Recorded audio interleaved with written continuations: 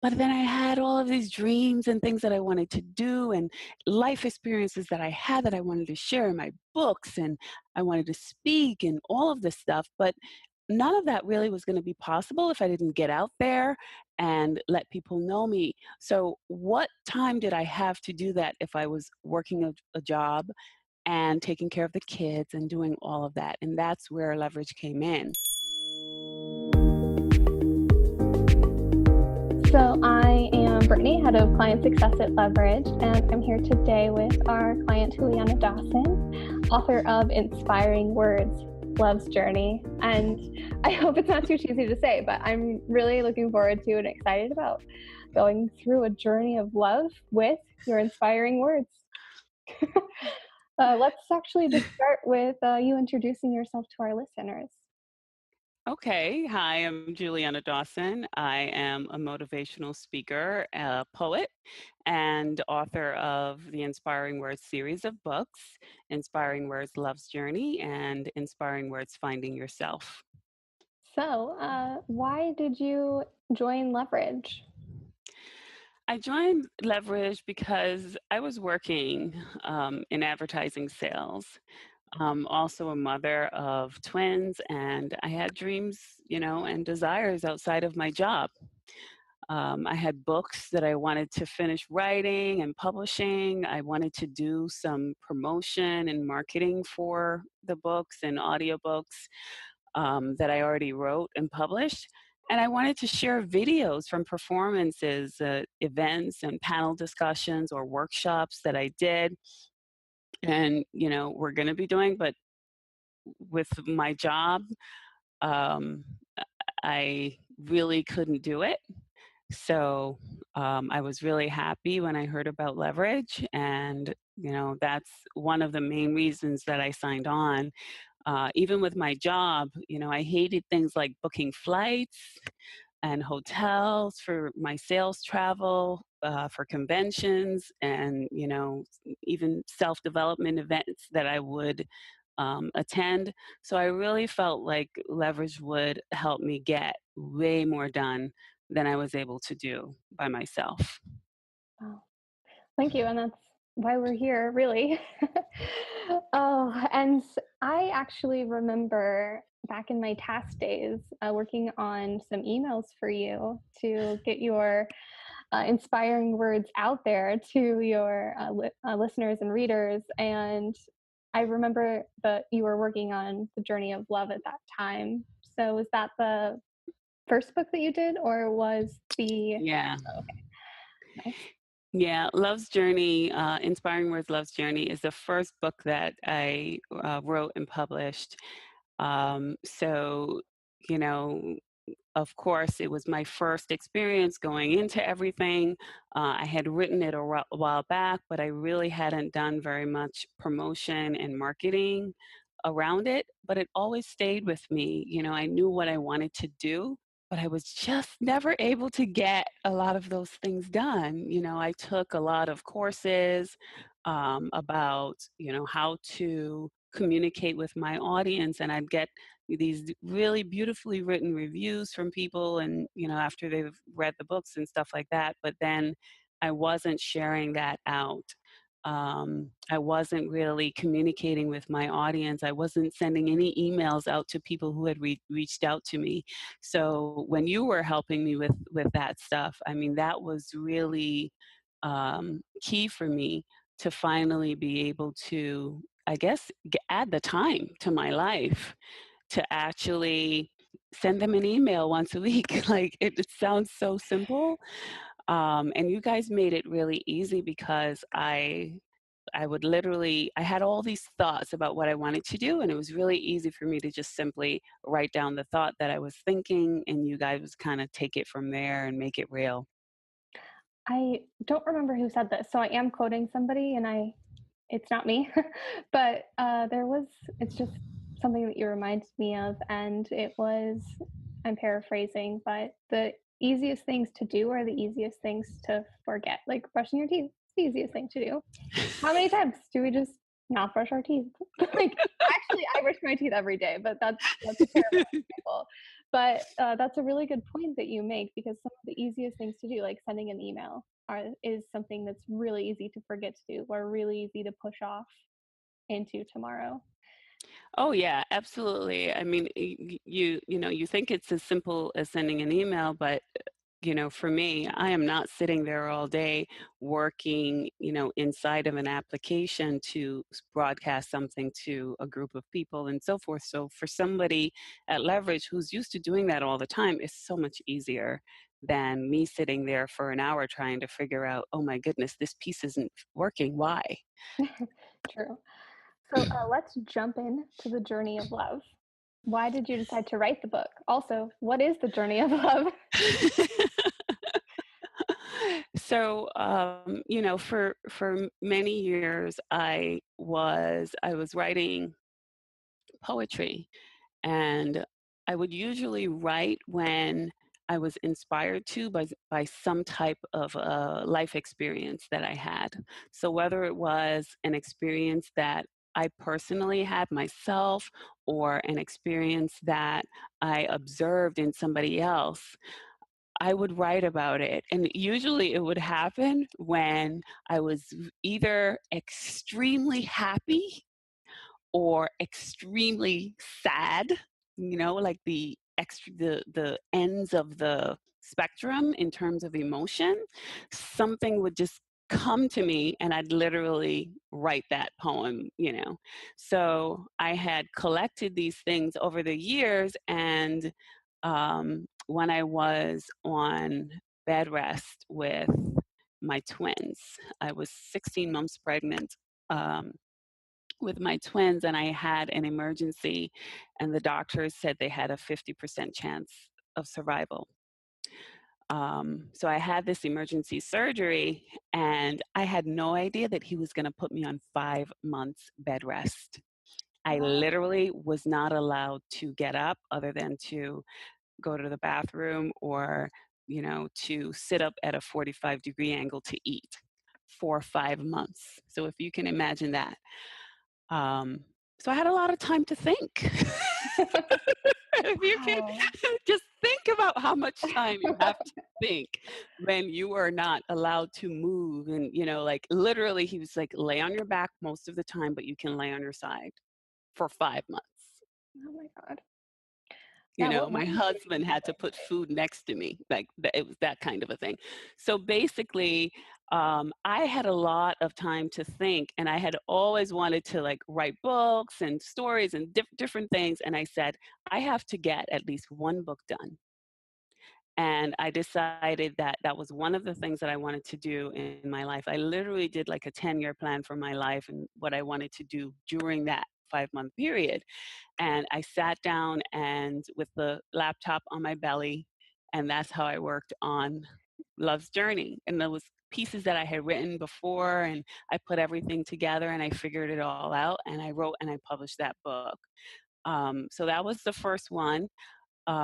It was I organized it so that it would kind of take you through. I called it Love's Journey because you know how when you first meet someone, how you feel so excited and in love, and so it starts off like with that kind of a thing. You kind of go through that journey, but you kind of, you get into the years of it, and then you start to meet upon some challenges, and you're kind of like, okay, I have to deal with this, and you kind of figure it out. And then at some point, at least in my experience, you get to a point where you have to make a decision. You hit a challenge that's like astronomical, and you're kind of like, okay, what am I going to do here? Am I going to stick with this, or am I going to walk away from this? And I know that people will make different decisions. So I didn't want to kind of say to a person, hey, your decision is right or wrong. Whichever way that you choose to go, I feel, that's right for the person that's making the decision.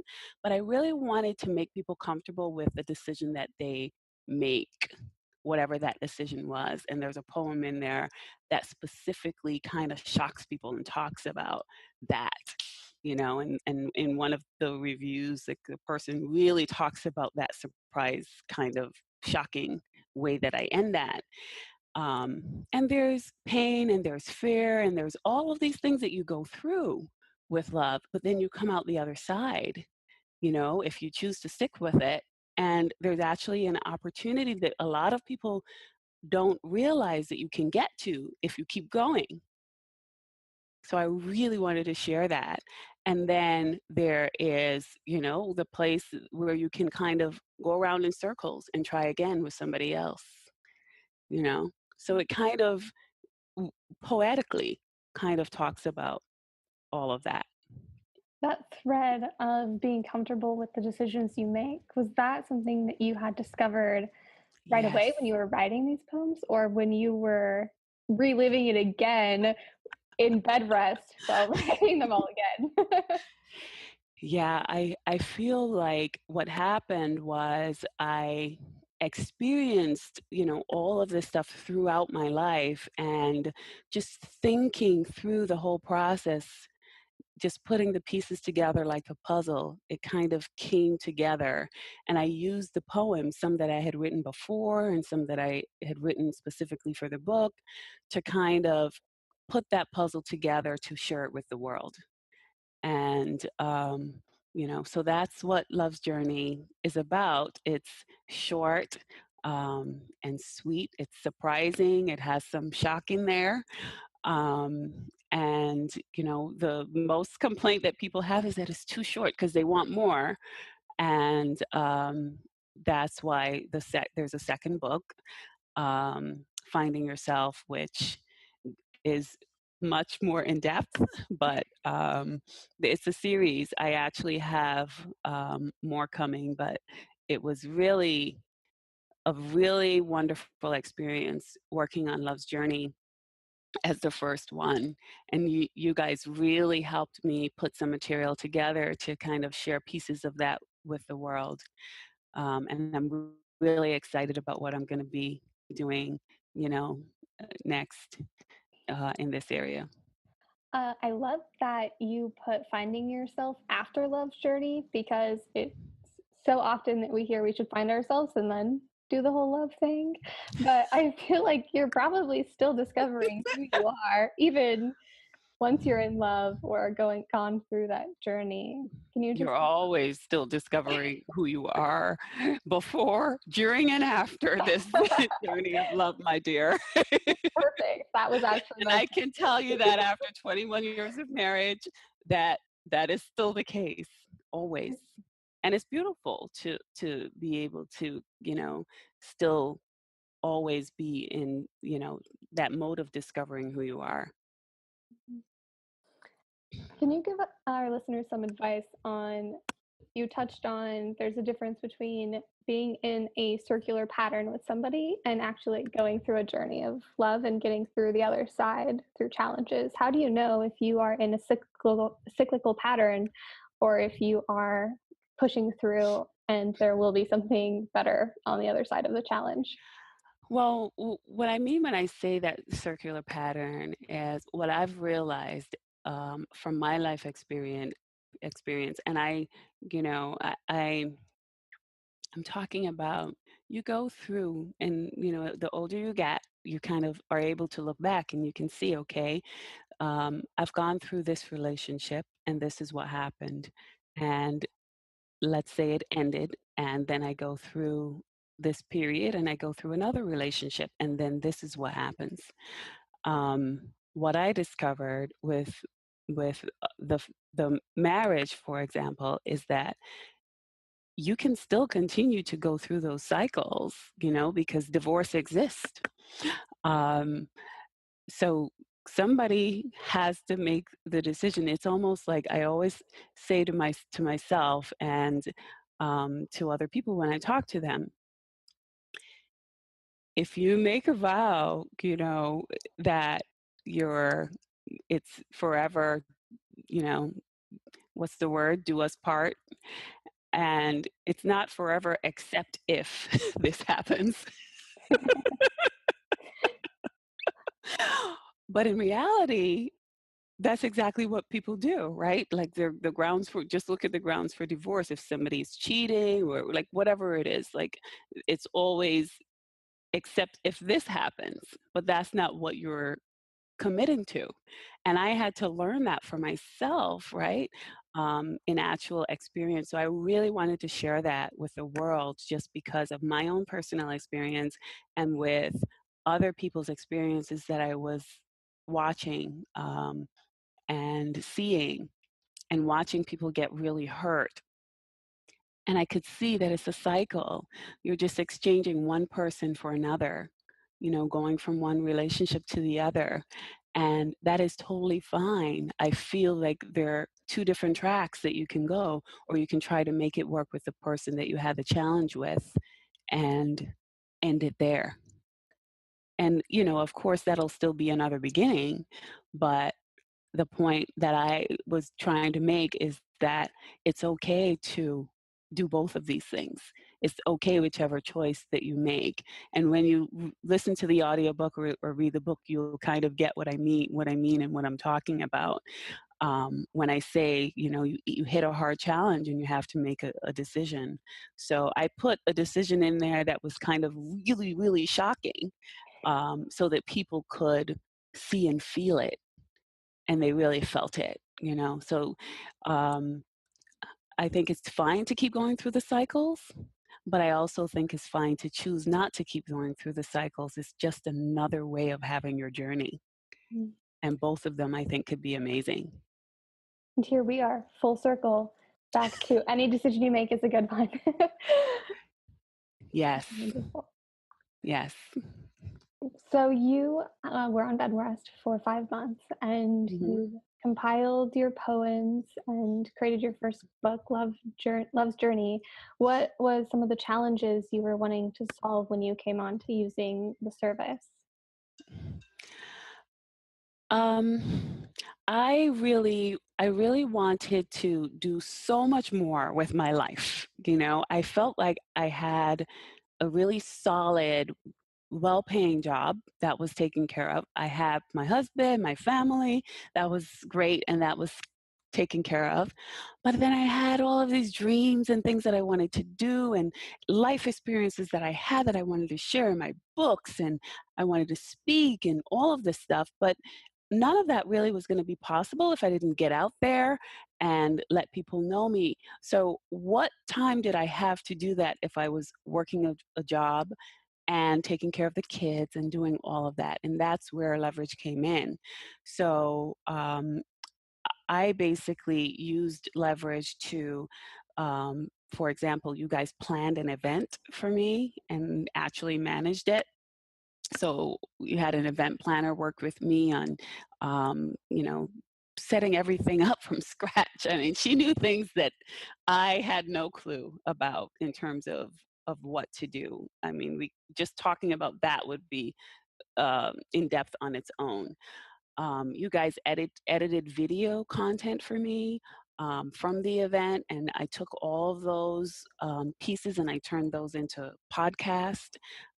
You helped me set up social media posts. I actually, with a publisher I was working with at the time on the second book, they were had a PR firm working with me, showing me how to do that social media stuff, and I said to them, can you help me show leverage? Like, my assistants who are going to help me at leverage to do all of this. So they kind of set a template and you guys just kind of plugged through how to do all of those social media posts.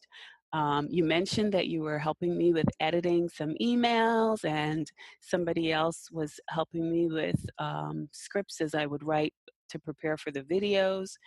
Um, Researching and booking flights and hotels was one of the things that I really hated to do. And I really loved just that somebody else on your team like took that off my plate.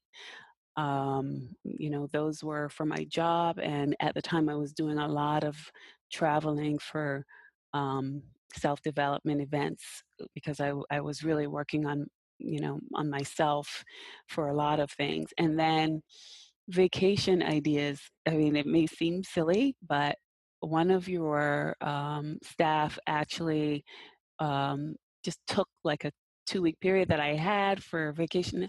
I never know what to do for vacation because I never spend any time trying to figure out what to do. Like, it's just not one of those things that I am good at. And she came up with so many ideas and, so many things that we literally, you know, got the Broadway show tickets and like everything was on that list. And my whole family like followed that list and we had a great vacation. Oh, perfect. Those are just like some of the things that you guys did for me. And it was really, for me, it was great. It was life changing to realize that it was possible to have the job, take care of the kids, have my dreams, and actually have someone help me work on that. And it was different from before where I had hired like a freelancer to work with me. What happened with the freelancer would be they wouldn't have the expertise in all of these different areas. Maybe they couldn't video edit, um, but they could book the hotels. So it was really great to have leverage and all of the different people on your team that could do all of those different things. Brings me a lot of joy to hear that. That's exactly why we're here, and it gives our me and our team so much energy and joy just being able to see our clients reach their goals and dreams. Speaking of those dreams, how have they evolved? What are your current dreams? So I am one of those people that I'm really deeply into strategy and planning and that kind of a thing. So when I stopped working at my job last August, I spent about 4 to 5 months working on a business plan for a franchise that I wanted to purchase, and um, I got a call from somebody who wanted me to speak. And at the time, I really wasn't focusing on, you know, on on motivational speaking. It's something that I had always wanted to do, but in my 10-year plan, that was in the 10th year. This was about year 5 of kind of working through this process after I had that 6 months, that 5 months bed rest experience. So once I got that call and I realized, wow, someone saw me perform at an event because one of my teachers had told me, go speak for free. So I went out and I spoke for free for about 3 years. And someone who was in the audience at one of those events who purchased my books after was looking for me because they wanted me to speak at another event. And that was where the transition started to happen, where someone would pay me to actually speak. And, it's just life transitioning. If you can do 2 or 3 speeches in a month and make what you were making in a month, in 3 hours of speaking, it's life changing. Wow. Life changing. So, what is starting to happen is I started to reorganize my life to allow that, to fit that and to work on that. So the speeches that were coming to me were just people who had seen me perform or speak and asked me to come back and do something. So what I'm planning to do as soon as the kids go back to school is to focus on that and focus on letting people know that I'm now available to speak. So I'll actually, instead of selling for somebody else, I'll be selling for myself Yes. starting in September once the kids go back to school. And in order to facilitate that, like we literally made a plan of 4 steps. One was to purchase a house and cut our expenses in half. So we achieved that goal. We purchased a house and cut our expenses in less than half of what we were paying in rent. Wow. Overachiever. That was number one on our list. Number two, we have an investment plan that will have passive income flowing in, and that is planned for actually starting today's, oh my gosh, this is the middle of August, so between now and September, that's the second one that we are executing. And then the third one is I'm going to focus on developing my speaking, my whole everything around my speaking business. And that is where my heart is. That's where my love is. I have hundreds of letters from people from the audiences when I did the speaking earlier this year. Their responses and, people I want to reach out to.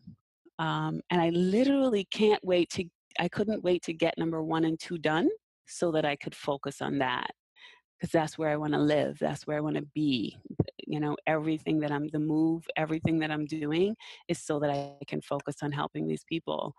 So that in itself is going to be a very interesting part of my life. And that's where I intend to live, mind and body and soul, for the next several months and however long it lasts. But that's the dream. Mm. I'm going to live it. So many people search their whole lives to find the thing that gives them that amount of happiness. I can just already see it radiating off of your face. Yes. Our listeners, I don't Yes. know if you can hear it obviously in her voice, but you can also just a picture every time she's talking about it, some sparkling eyes, big smile, with a side of giggling. It makes me inspired. Everybody should do exactly what they love to do and obviously outsource everything else. And I am really happy we got to be a part of that journey for you. And I can't wait to hear your speeches. I've read a lot of the reviews that have been done, and you have a very unique ability to just rock people with emotion. Thank you. The focus of what I want to do is to help people do what I've done for myself. Um, Living this life has been really interesting so far. I can't even imagine what it's going to be like once I'm focused on this for the next several years. It blows my mind just thinking about where it's going. And what I want people to understand is something that I learned myself just through experience: stepping out and deciding what you want and actually going after it. It took me so long to get here to that point. And I know that there's so many people out there who aren't doing that yet. And I want to help so many more people do that. So many more. I have a few that I've been working with, but it is just an amazing experience to have your dream and actually go after it and watch it actually happen. There's nothing like it. So, everyone listening that wants that, how do they find you? How do they work with you? Where can they go to learn about you? They can go to my website, juliannadawson.com, and I'll also provide you with a link where if they want to listen to the audiobook for Inspiring Words Love's Journey or Inspiring Words Finding Yourself, they can actually get a free 30-day trial of Audible where they can choose one of those books and they can listen to it. Excellent. Thank you. Oh, Could you're we welcome. could we have a sneak peek now? Would you mind reading us one of your pieces? Yes, so I will read a very short piece. It's called Precious Moments, and this poem actually won an award. Um, Precious Moments, wasting precious moments of life, sleeping the slumber of defeat while we live, laying in the dark, hearing the ticking of the clock that drips the sweetness we hold so dear away slowly, so slowly we don't notice till it's gone. Precious moments. What I love about that is it also feels like the poem is fleeting. I'm like, but wait, where'd it go? Oh, well, that makes me want to just grasp life and be in constant, fearless pursuit of my dreams. So thank you. Oh, you're welcome. Yeah, that poem is kind of in between that journey, like right in the middle, where you're kind of sitting there in the dark and you're thinking about your life, right? Precious moments. I think we can all relate to that. We all find ourselves in that space. Yes. So grasp those precious moments and turn them into what you want. So, last question, what are you going to grasp today? I am, I'm really focused right now on sucking the rest of the juice out of the summer with the twins. They have just about a week left before they head back to school. And anyone that knows me, knows that this is not the way I used to live my life before. I had someone taking care of my kids when I would go to work, but I spent the last about 6 months with my kids, just me and the kids. Um, and it's been amazing, watching them grow and develop. So I have about a week of that left. So I'm going to continue that, and then once that ends and they head off to school, I'm going to be focusing on my clients and developing that and helping them do with their lives what I'm doing, whatever it is that's their thing. I have a third book that I'm working on that I'd love to finish because there's also a fourth and a fifth that I've been working on. So it's some travel plans. I with the move that we made, we decided, because I had some places on the list of places to live around the world that were really like far. So we're gonna adventure and go visit some of these places together, um, and explore them a little bit more before we decide about spending any length of time there. So it's going to be an adventure. As it should be. Julianna, thank you so much for sharing your story with us today and carving out the time to meet with me. I feel ready to grasp life, and I'm sure all of our listeners do too. Thanks for listening to the Leverage podcast. Leverage is a premier outsourcing platform that gives you access to a team of skilled professionals who can complete any task or project for life and business. Our goal is to help people be their most efficient and productive selves. Focus on your unique ability. Let us do the rest. Visit getleverage.com.